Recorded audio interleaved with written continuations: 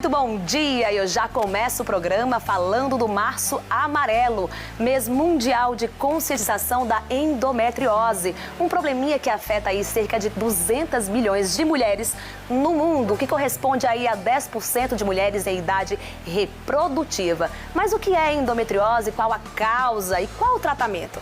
Roda a vinheta. Março Amarelo, mês de conscientização da endometriose. E eu converso agora com a Andrea Teles, ela que é ginecologista e especialista em reprodução humana. Seja muito bem-vinda ao programa, Andrea. Obrigada. Andrea, a gente sempre bate nessa tecla, né, do diagnóstico precoce. Mas para quem está em casa, entender um pouquinho o que é a endometriose. Então, a endometriose é o seguinte, dentro do útero da gente, a gente tem umas glândulas chamadas endometriais, que todo mês, quando a gente menstrua, essas glândulas são colocadas para fora do útero. Só que 80% das mulheres existe uma coisa chamada menstruação retrógrada. Ela sai do útero, vai pelas trompas e cai dentro da cavidade abdominal. E em 10% das mulheres em idade reprodutiva, essas glândulas fixam dentro do abdômen. Todo mês, quando você menstrua, ocorre sangramento dentro dessa cavidade, promovendo assim um processo inflamatório. E essa inflamação leva assim a aderências, ou seja, cicatrizes dentro do útero, que podem prejudicar o futuro reprodutivo e prejudicam a qualidade de vida da mulher. E como prejudica, né? Porque a gente escuta muitos relatos de mulheres reclamando bastante dos sintomas e alguns chegam até a ser incapacitantes, né? Cólica não é normal.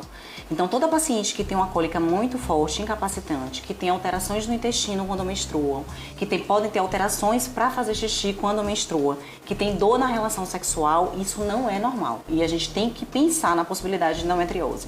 O diagnóstico tem sido muito retardado, leva em torno de 7 a 10 anos para ser feito, e isso a gente não pode aceitar mais, né? Porque acaba prejudicando muito a qualidade de vida dessa paciente. E pode levar também à questão da infertilidade. Então, ela acomete 10% das mulheres na idade reprodutiva, né, na idade fértil, mas em pacientes que são inférteis, a incidência é de 40%. Então, a endometriose é uma causa muito comum de infertilidade. Então, a gente tem que ficar atento a isso. E uma coisa que a gente tem que chamar a atenção é a dor não se correlaciona à severidade da doença. Então, eu posso ter uma endometriose mínima com a dor incapacitante. E eu posso ter endometriose comprometendo o intestino, bexiga, ureter e não ter dor nenhuma. E o único sinal da endometriose seria a infertilidade. Como é que é feito esse diagnóstico precoce? Então, no passado, a gente fazia videolaparoscopia em todas as pacientes que tinham a suspeita de endometriose. Só que a gente não faz mais. Hoje a gente faz ultrassom de mapeamento de endometriose profunda e a ressonância magnética da pelve com contraste para fazer o diagnóstico. E o ultrassom, ele é um exame extremamente acurado para fazer esse diagnóstico. Tem trabalhos que mostram, comparativamente, que a laparoscopia ela é inferior para ver, por exemplo, lesões no reto. Então, o ultrassom hoje substitui muito a laparoscopia. Então, raramente a gente indica um procedimento cirúrgico para se fazer o diagnóstico. Cirurgia, doutora André, em último caso? Em último caso, porque a endometriose é uma doença que tem uma recidiva altíssima. Então, ela tem uma recidiva nos trabalhos que mostram de 25% até quase 60%. Então, hoje, pela FEBRASGO, né, pela Federação Brasileira de Ginecologia, a gente só indica cirurgia para endometriose em 6 situações específicas. Quando eu tenho lesão do ureter, né? E aí eu posso ter comprometimento do rim por conta dessa lesão endometriótica. Quando eu tenho lesão no intestino delgado, porque eu posso fazer uma obstrução desse intestino e aí dar um quadro de abdômen agudo nessa paciente. Quando eu tenho lesão no ovário muito grande, acima de 6 centímetros, lesão do intestino grosso, tá? Com possibilidade de obstrução do apêndice, porque a gente não consegue fazer o diagnóstico com o tumor que dá no apêndice. E quando eu tenho falha do meu tratamento clínico, ou seja, eu comecei o tratamento clínico dessa paciente para ela não menstruar mais, para assim melhorar a sintomatologia da endometriose, mas dentro de 6 meses ela persiste com a sintomatologia. Aí a gente acaba indicando a cirurgia para melhorar a qualidade de vida dessa paciente. Então, eu fiz a cirurgia em maio de 2022 e foi um divisor de águas na minha qualidade de vida.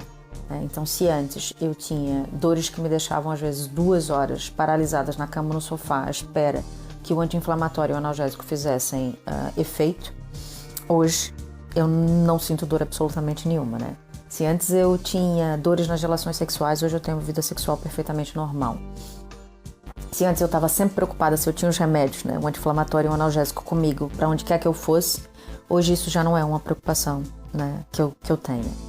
Então, não foi uma decisão fácil, não é uma decisão que a gente toma de ânimo leve, né? Porque eu vi que a solução para o teu diagnóstico é uma solução radical, não é simples, mas eu não tenho nem um segundo de arrependimento de ter feito a cirurgia, né? Hoje eu tenho uma perspectiva de qualidade de vida na minha frente que antes eu simplesmente não tinha.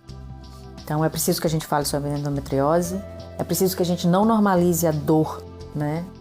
Essa dor excessiva como algo que é parte do ser mulher ou é parte de ter no ciclo menstrual, porque não é verdade. Lembrando, a endometriose é uma doença crônica, é como se fosse uma diabetes, é como se fosse uma hipertensão, que a gente tem que ter o controle para a vida toda. Então, por isso que a gente é tão seletivo na hora de indicar a cirurgia, porque às vezes a gente pode submeter essa paciente a uma cirurgia e essa endometriose voltar e a gente perder assim o controle da doença. Pra gente encerrar, Andrea, fertilidade, voltando um pouquinho, porque tem muitas mulheres que ficam com esse receio. Não é porque você tem endometriose que você não pode engravidar. É mais difícil, mas existe sim a possibilidade. Pode.